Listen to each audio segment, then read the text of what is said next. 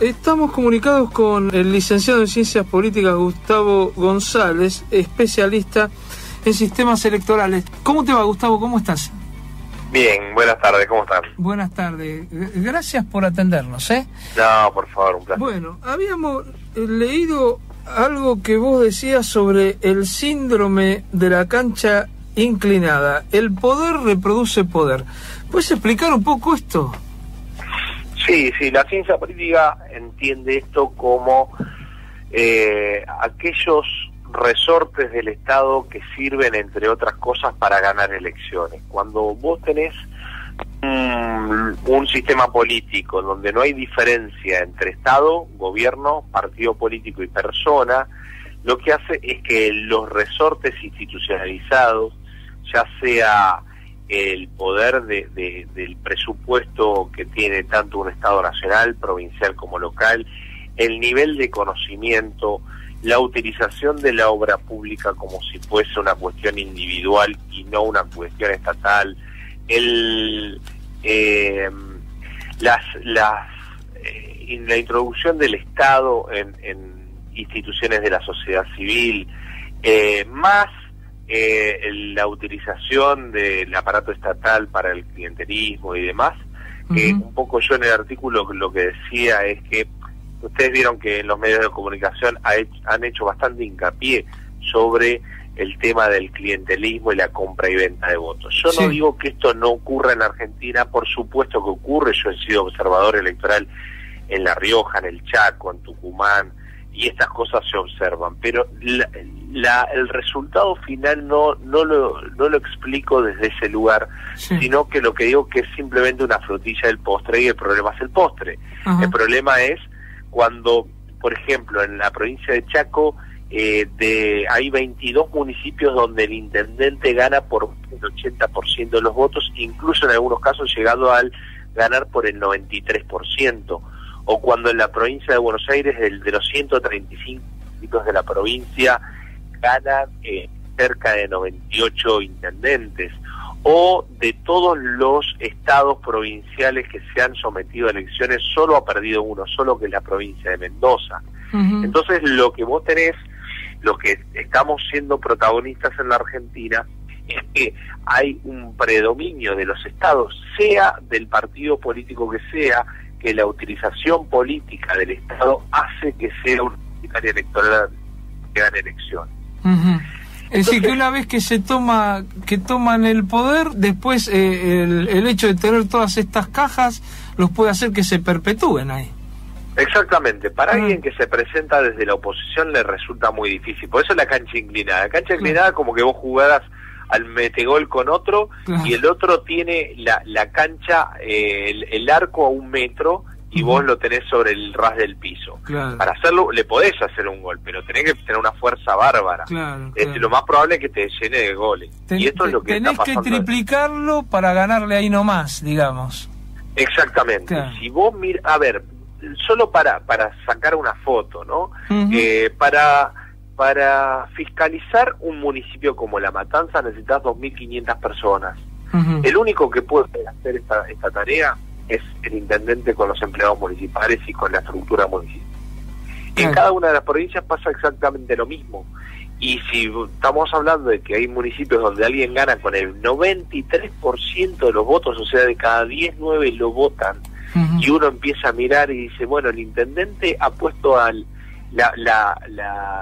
la maestra del pueblo, la puso el intendente, la portera también, el médico de la unidad sanitaria también lo puso el intendente, el almacén que atiende ahí es proveedor de la municipalidad. Es decir, no hay nada que salga bajo el amparo del Estado. Si vos mirás cualquier obra pública que se inaugura, sea del político que sea, en los carteles está o la foto o el nombre del candidato. La violación sistemática de la propia ley que puso el Estado. En el año 2009 tuvimos una reforma electoral muy profunda, que entre otras cosas hemos avanzado en el financiamiento de las campañas electorales. Tenemos por un lado la cuestión oficial, que en las campañas electorales vos no puedes hacer publicidad privada, sino que la publicidad es espacios cedidos por el Estado. Sin embargo, como existe una norma, también existen maneras de violar o de zonas grises de la norma. Entonces, los candidatos pagan espacios publicitarios de manera encubierta en los programas de televisión para ser invitados a un programa X, o ponen publicidad de carteles en las autopistas. Cada publicidad en un cartel de una autopista sale entre 16 y 25 mil pesos, y esto significa mucho dinero que incluso lo puede hacer solo los partidos políticos grandes, mayores. Y si encima, por ejemplo, en la provincia de Buenos Aires, la madre de todas las batallas, tenés un sistema electoral que se llama jare con piso, que lo que hace es que el que gana la elección esté sobre representado. Esto es un poco de radial, pero es como que si un intendente gana por el 50% de los votos, le va a llevar el 70% de las bancas. Claro. Esto por el sistema institucionalizado, por el sistema electoral que se utiliza en particular en la provincia de Buenos Aires. Lo que digo es, si nosotros tenemos una democracia de baja intensidad, porque cuando recuperamos la democracia en el 83, la discusión política giraba en torno a la consolidación, y esto por cuestiones obvias. Claro. Los únicos que habían terminado la presidencia de la Nación habían sido Hipólito Yrigoyen, Marcelo de Alvear y Perón en su primera presidencia. Ahora, 30 años de democracia, ya tenemos que estar hablando seriamente sobre nuestra calidad de democracia. Y si nosotros no hacemos un giro de timón sobre nuestra calidad democrática, en realidad los que ganan van a terminar perdiendo, porque se va a deslegitimar el proceso, porque los que ganan son siempre los mismos. Claro. Entonces, alternancia y democracia deberían ir de la mano. ¿Y vos qué pensás que habría que hacer cuando decís mejorar la calidad? ¿Alguna cosa así rápida? ¿Qué habría que hacer? Porque por un lado a mí se me ocurre que ya el sistema, sobre todo como se vota en la provincia de Buenos Aires a nivel nacional, está un poco caduco, el de la boleta, ¿no? Ese puede ser una de las cosas. Bueno, el viejo sistema formato ya no se utiliza en ningún lugar de América, a excepción del Uruguay. La única diferencia con el Uruguay es que en el Uruguay no hacen trampa y acá sí. Acá a las 9 de la mañana desaparecen todas las boletas de los partidos pequeños. Claro. Y por otro lado, bueno, se marcan las boletas. Bueno, es un sistema que, como vos decís, es bien caduco. Claro. Se puede hacer boleta única electrónica, como ya se utilizó en Capital Federal, como se utilizó en la provincia de Salta y como se acaba de utilizar en la ciudad de Resistencia, en el Chaco, que funciona muy bien. Podemos clarificar muy bien el sistema electoral. Ahora te digo una cosa, si esto no va de una modificación cultural, política, profunda, nosotros podemos hacer muchísimo desde el derecho, podemos hacer muchísimo desde la ciencia política, desde lo institucional, pero si los propios actores políticos son actores políticos que lo que hacen es vulnerar la norma permanentemente, entonces estamos jodidos como sociedad. Claro. Nino ya lo decía hace mucho tiempo, Carlos Nino decía que la Argentina es un país al margen de la ley, es una sociedad anómica, es decir, sin reglas, sin normas. Entonces, ¿que podemos hacer mucho desde lo institucional? Sí, muchísimo podemos hacer.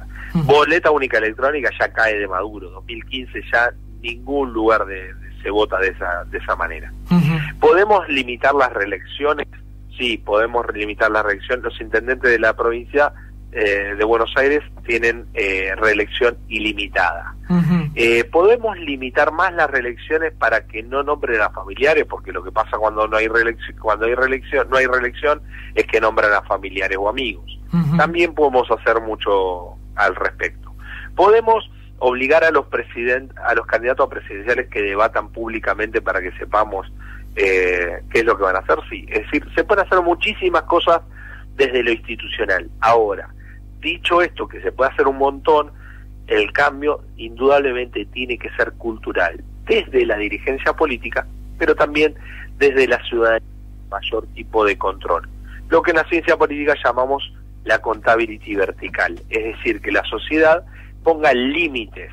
Me parece que la sociedad de Tucumán, por ejemplo, al manifestar, independientemente que tengan razón o no, no quiero meterme con ese fondo de la cuestión, pero digo, cuando hay una sociedad más despierta, en donde le reclama un poco más a los candidatos, donde reclama un poco más a la calidad democrática, donde reclama mucho más a sus gobernantes, son sociedades más dinámicas y que al no tener autolimitaciones la dirigencia política, por lo menos se encuentra un límite externo. Y entonces me parece que nosotros tenemos que mejorar muchísimo en nuestra calidad democrática. Te doy un ejemplo. Sí. Estuve en Uruguay cuando el Frente Amplio cumplió los 40 años. El Pepe Mujica fue al acto del Frente Amplio porque él, aparte de ser presidente de la Nación, es dirigente del Frente Amplio. Bueno, recibió críticas de todos los medios de comunicación y de parte de la sociedad, y con razón. Con razón, ¿por qué?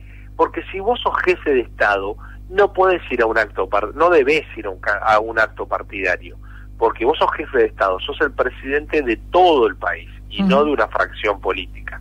Acá estamos bastante acostumbrados a que, por ejemplo, quien ejerce un cargo público vaya a, por ejemplo, gana un partido político que es su partido político y está en un acto como si fuese un militante más. Esto pareciera ser parte de folclore. Cuando yo fui observador de La Rioja y veía que estaban comprando votos, pagándole a la gente y dándole colchones en la propia municipalidad, etcétera, yo hablé con el Tribunal Electoral explicándole estas cosas y me contestaron, bueno, esto es parte del folclore de esta provincia. Entonces, cuando nosotros naturalizamos cosas que son legales, entonces estamos complicados.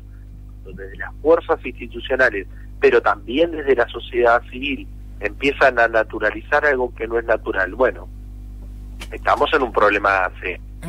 Evidentemente es así. Gustavo, bueno, te agradecemos mucho esta nota muy clara y bueno, esperemos o vamos a tratar de mejorar la institucionalidad de la Argentina. Creo que todos nos tendríamos que poner esa consigna. Muy amable, Gustavo, No, por favor, ustedes tienen mucho para hacer porque tienen un arma muy poderosa que es un micrófono, ¿no?